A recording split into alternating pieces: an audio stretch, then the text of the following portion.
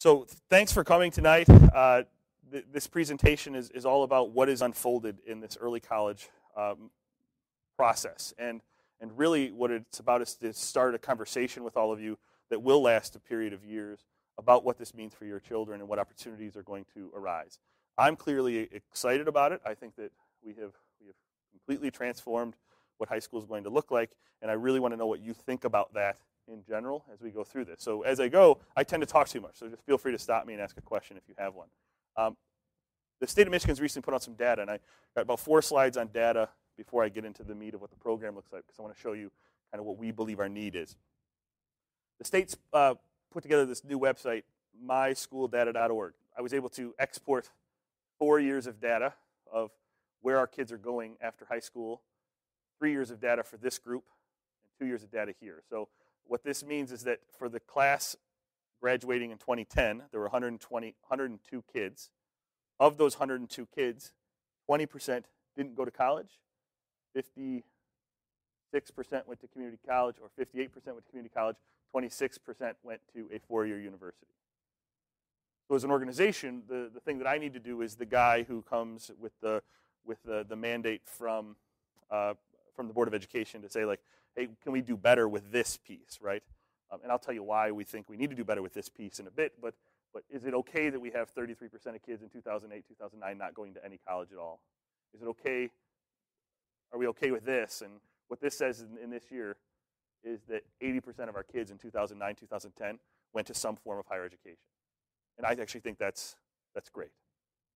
So our kids graduate from our high school. They go to college rather confident. They think like, oh, I can do this. But what this measures here, what these graphs are of, is of the kid. I still have the kids that don't go to college here at the bottom. But then I've got in green, I've changed it to the kids that have not yet completed 24 college credits. So 24 credits is what the state is considering first year of college.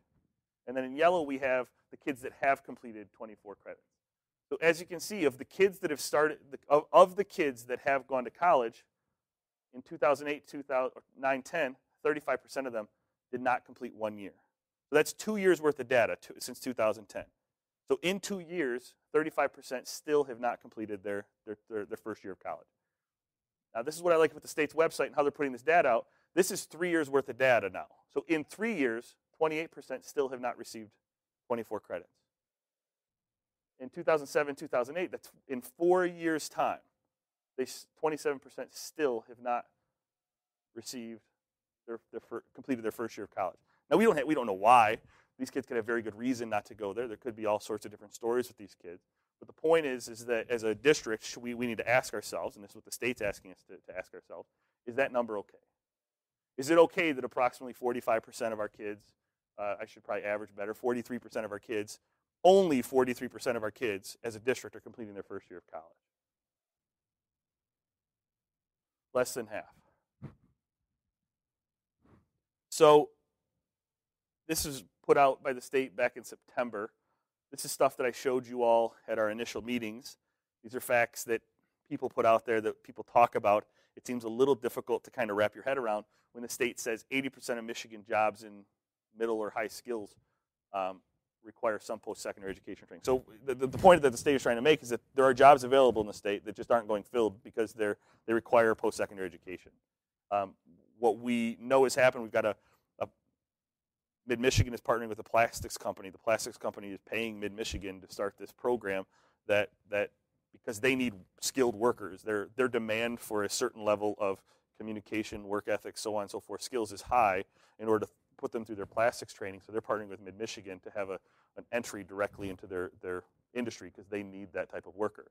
I'm not saying that your kids are going to become that, but the state is, whether it be plastics or welding or engineering or whatever the case might be,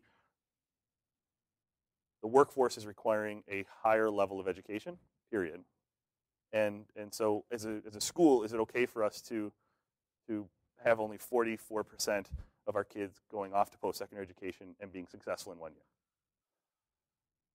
All right, so the state also put this out in September, and I always we see these types of tables all over the place, but it's nice to have the updated data. The value of a high school diploma, for example, versus some college versus a bachelor's and above. This is the value to your child if they obtain this sort of advanced degree or certification.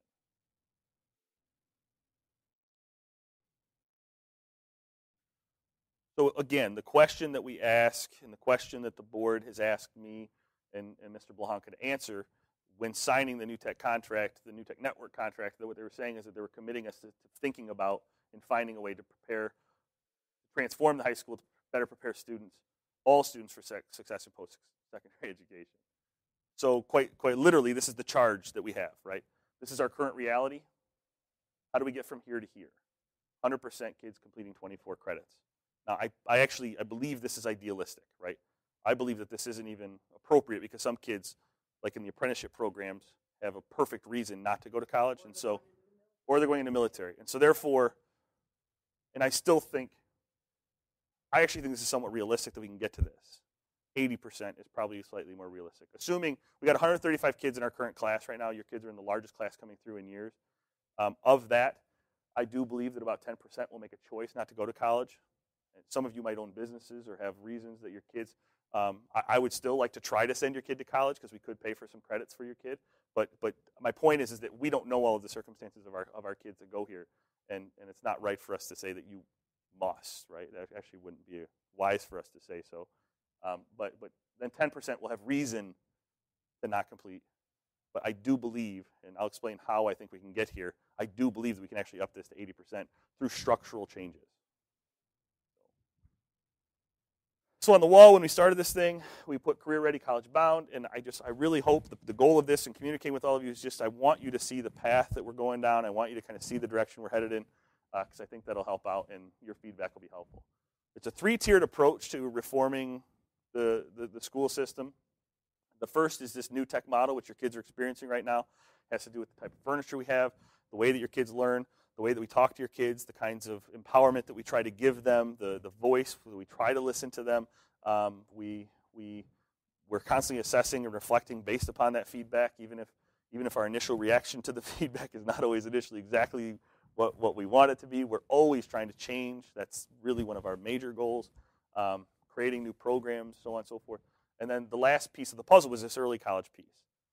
So just to be frank, when you sign the contract with the New Tech Network says you need to offer every kid 12 college credits as part of your program, but they don't tell you how because they're a national organization. They just give you a requirement. And so it was up to Mr. Blahanka and Mr. Carmody and I to go out and find that how, that why.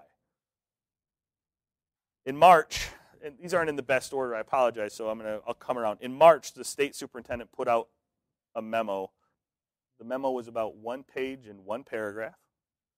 It made a statement that it was expanding the definition of early and middle college, but it didn't give any technical specifics about how to do it. So Mr. Blahanka and I set out to find out how. Come to find out, there are about 33 middle early colleges in the state of Michigan. Most of these colleges are on college campuses like Saginaw Valley. Saginaw Valley currently has an early college that you've probably heard about. It is on SVSU's campus. Most early colleges are colleges that are offering high school diplomas. But what that memo meant was, hey, high schools, submit an application to send kids to college. I believe only 2 high schools in the state of Michigan this year took advantage of that memo, us being one, Oxford School District being the other. December 2011, the board voted for the superintendent to sign the contract, committing us to 12 college credits minimum for all. March, state superintendent puts out the memo. Mr. Blahanka and I start digging to find out what does this mean? How do we do this? We find an organization called the Michigan Early Middle College Association. It's a statewide organization that supports early college schools. We realize that we have a lot in common with that organization. The New Tech and early college overlap on many, many ways. And so we start talking to them. We make connections with people at the state. And in June, we submit an application. And this is all through a board process. So the Board of Education reviewed the idea. They voted for us to apply. They approved the application. We applied. The state immediately said, this is the most unique early college program that will be offered in the state. Go forth, right? A few more words than that. And then the board continued to talk at their meetings throughout the summer as we kind of started laying this out to them. And then in September, we moved, with a little bit of stress, all of the kids from the junior high over to this Meridian early college high school. For those of you that work in accounting, it really is a matter of what do you have on the spreadsheet. When you move kids from junior high to high school, it's a different entity code, it's a different number, and suddenly magic happens and all your kids have an opportunity. College, and that's what it looks like. So we have New Tech as the base. That is our college and career readiness platform. Think about that as the freshman and sophomore years for our advanced kids, freshman, sophomore, junior year for our average kids, freshman, sophomore, junior, senior program for the kids that are struggling throughout high school and they're building up. And then at the end of it, we've got this middle college program in which if your child chooses, then we'll send them to college and we will pay for up to probably 32, 34 credits if they want to get an associate's degree. We will pay for every dime of it. So if in the first 2 years here of preparation, our goal is to try to get your kid ready to go to college if they would like, if they choose to, and they're ready and they can pass the Compass assessment early for up to 15 credits a year as soon as their junior year. Well, 12 credits probably their junior year, 18 credits their senior year, 30 credits in their first year of college. We'll pay for it, all of it. Now, some of you might say, like, I know my kid, I don't want my kid at college, and we're not going to force them. This is all about a conversation with you, your kid, and what happens or between now and then. But the point is that this is the opportunity we have as an early college. This is now what we can offer. They will walk in our graduation ceremony. They will get a piece of paper. It will not be a diploma. It will be a certificate saying, welcome to our early college program. They will go to college like any other college kid. They will have support of a member of our staff there if they want it or need it. We're not. It's going to be a total college experience that we're paying for. Now let's talk a little bit about early college. I'm using two different words here I want to be clear on. Early college is when you go early. Middle college is when you stick around for that 5th year, but we don't want to call it a 5th year because that's going to scare your kids. So by calling it, I don't even know if I like middle college. Let's just call it college. You want Meridian to pay for your college, right? That's the way to word it. That's not even associated with high school. So the Compass assessment that Delta gives as their placement exam will be the barrier to entry for your kids while still in high school. So academically, we're not going to pay for your kid to go and take a remedial class at Delta. We offer those remedial classes here. That's what our job is. The high school's job is to prepare your kid to pass the Compass assessment at Delta. Once they do, we're going to start giving the Compass assessment every year, starting this year at the end of the year. Once your kid passes the Compass, and when I say passes, I mean places into a college-level course, then we will counsel them on what courses are available, how it fits into their schedule, and we would, and this includes you in the conversation on do you allow them to go. We'll let them start taking classes at the college, and so this is what it could look like. Some kids will stay with us for 9th, and all kids will most likely stay with us for 9th and 10th. Pass the Compass here at the end of 10th grade, or if you pass it here and wait, 10th grade, some of our learners will come down here and they'll start the dual enrollment early college process. Well, they'll be here half day, and then maybe at 3-4 classes here, and then at Delta half the day. Part of our funding model is that we're looking at transportation, shuttle services between us and the college and Bay Aranac. We're already doing a shuttle between us and Bay Aranac. We're doing another shuttle with, I don't know how we're going to link that up, a lot of logistics to work out, but we'll work out the transportation. Some kids will not pass the Compass here, not pass the Compass here, not pass the Compass here, not pass the Compass here, and we'll still let them participate in the middle college program.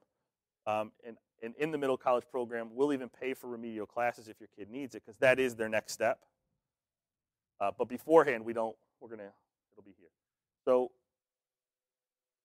some of your kids will pass the Compass here and be able to take dual enrollment their senior year and then take part in middle college. Some will pass it here in 10th grade, go to early college and go to middle college. Some of your kids will say, Malley, I really want to go to a university. I don't want anything to do with your middle college program, but I would love to take advantage of your early college and then leave. But we're still going to do this thing that traditional colleges do for those of your kids that go to the 4-year institutions or want to leave here. And plus, again, all the best reasons in the world, we're going to even have kids that take no dual enrollment and then still leave. So I've got some case studies here of some fake individuals to kind of give you an idea what this might look like for different kids. Let's talk money. This is all just projections scribbled into spreadsheets in order to give an idea about how the heck are you paying for this. I think that's a very logical question that parents should ask. Like, why didn't schools do this before? How are you paying for it? Right? I'm anticipating, this is, again, back of a napkin sketch. These numbers might change, and it'll change the entire picture. But I'm anticipating that we can get about 85% of the current class to participate in this middle college program. The state pays us approximately $7,000 per pupil per year that attends our high school. At $7,000 per pupil, 85 pupils, we will increase our revenue as a school district by nearly $600,000. With that $600,000, we're going to pay for Delta College credits. I've got an average of 28 credits for that fifth-year group, thinking that some kids might take 24. We need to keep them at a minimum of 24. Some might take 32. We can change those numbers all we want. We come up with about $200,000 for the credits. I'm assuming, I could be off on this number too, but we can change these and figure it out. 6 books at $120 a pop. That's for every kid, for all 85 kids.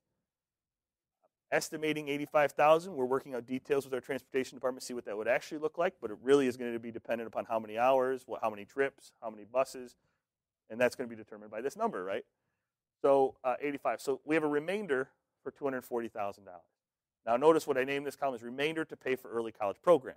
We're paying for your kids to go to college early by keeping some kids for a fifth year. Does that make sense?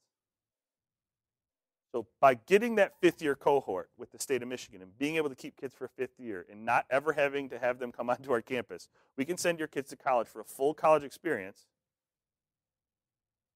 and have remainder money to send your kids early as well. Now, the estimate of this 85, the reason why I believe that I think it's realistic, is because that's about 63% of the class, which is the trend from the last 3 years. Well, the 3 years of data that the state put out. 2009, 2010, remember 102 kids in here? There are 58 kids that went to Delta. I don't see any reason why those kids wouldn't let me pay for their college, right? I mean, if 58% of kids that year were going to Delta anyway, why wouldn't they let me pay for them to go to Delta? That's kind of my logic, right? And then let's say that, because I'm working towards something here, let's say that 5 of these kids that we're going to go straight to a 4-year university said, God, I'm paying for this on my own. I think I'll take part. Just 5, right? I'm getting there. Let's say that, or let's use percentages. It might be easier. Let's say that I can somehow try to capture 10% of that group, that we were never going to college because of financial barriers. Remember I said that I'd like to get this down to 10%? If I get this down to 10%, this stays about equal, and a few of these kids decide to stick with us and go to the early college, I get it to about 63%. 63% of 135, so on and so forth. Now, I'll be honest with you, if those numbers change, if our revenue model changes, then the cost ability changes. We can't go into debt with this program, which is why Ms. Neer and I, our next step is to start asking your kids. I mean, it's going to be, until we actually have hard numbers when your kids actually have a clue about what they, right now they're just thinking about each other and biohealth and not getting.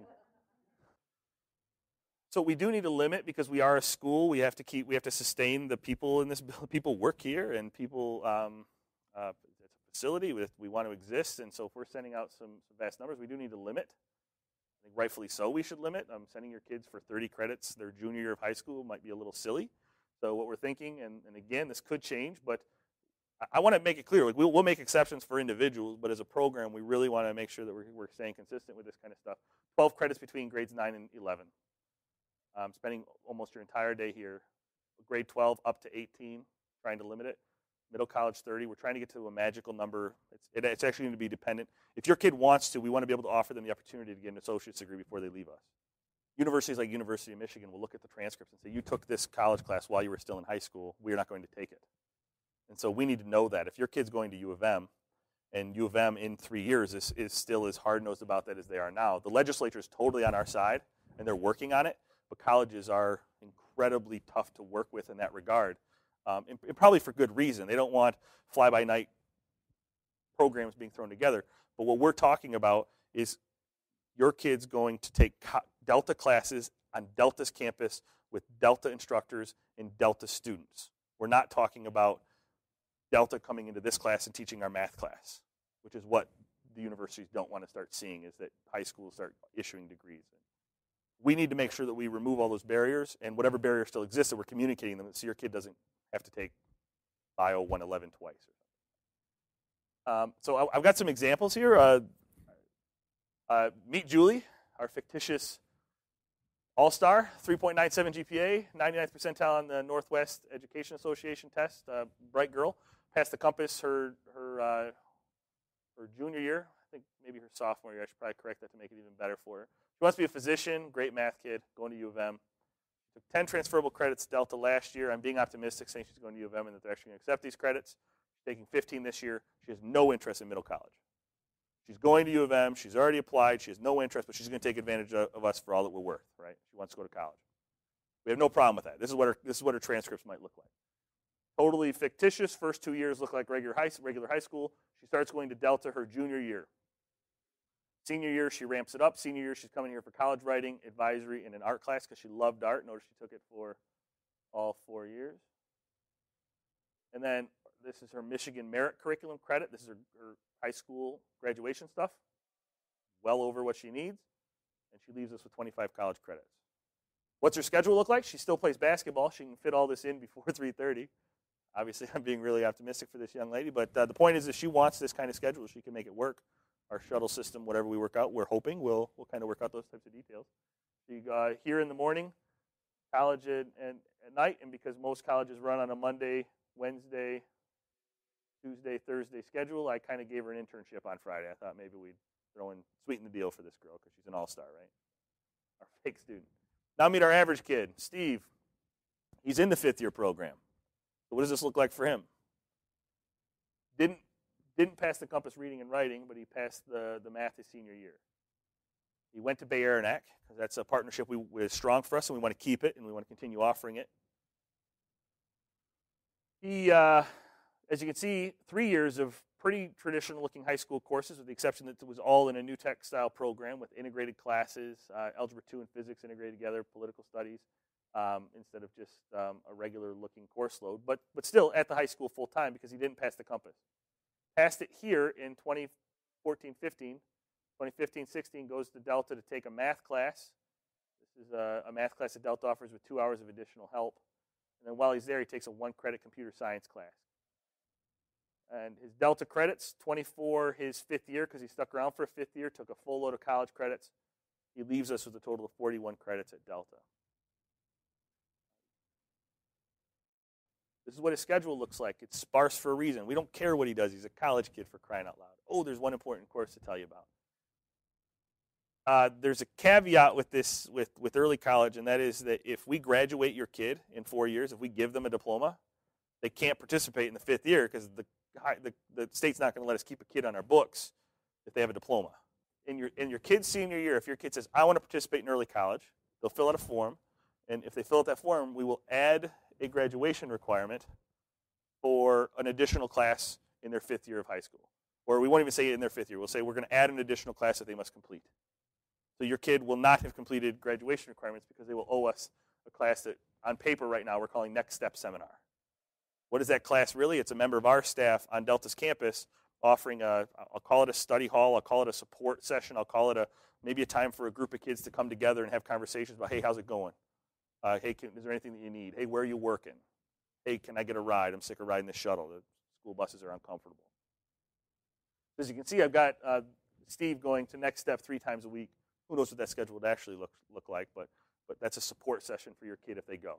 So not only will your kid have Delta College's support network, but also let's say that your kid is struggling in a specific class, they can go to this Next Step seminar, and Delta has a wealth of resources, but a lot of times kids just can't navigate it. And so we can help direct your kid to the resource that they need when they need it. So that's something that we'll be providing because we have to provide it in that last year if they stick around. Colleen, we have her here for a reason. Colleen failed Compass in math, 1.8 GPA, not an all-star student, wants to be a cosmetologist. She did not participate in early college because her test scores were low, has no plans to participate, and we actually support her decision because of her career plan. The point is right now, for this presentation, we're saying that if she wants to be a cosmetologist, she didn't do well in school, it's not necessarily in her best interest to go fail at college because she has no interest to do it, right? Does that make sense? It doesn't make any sense. She's an adult at that point, right? She wants to graduate high school. Go ahead. We'll try to convince her. We'll try to coax her. The point of showing you this is to show you that it's not a requirement, right? It's not. We're gonna frame it with your kids as if we want them to take at least 15 college credits. However, that's a conversation between you all, the school, and your child. So as you can see, it's a high school transcript. There's no college credit included on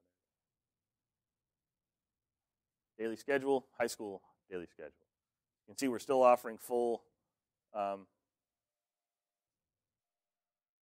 school courses. And I'm making up courses, by the way. We're still working through curriculum for what that's going to look like in 4 years. All right, Mark. Superintendent Carmody suggested that we add somebody who was a high flyer, was going to go to MSU, but decided that, hey, you know what, this early college program and middle college program is actually a really good deal for me to save some money. I'm going to go and forego my application to MSU for 1 year. So we have another all-star that does participate in middle college. Because the goal would be with a kid like this is to get them the associates before they go to MSU, because that would be the most powerful thing for them to have when they leave. So in applied science or whatever it is that Delta correlates to, and Delta would help us with that advice.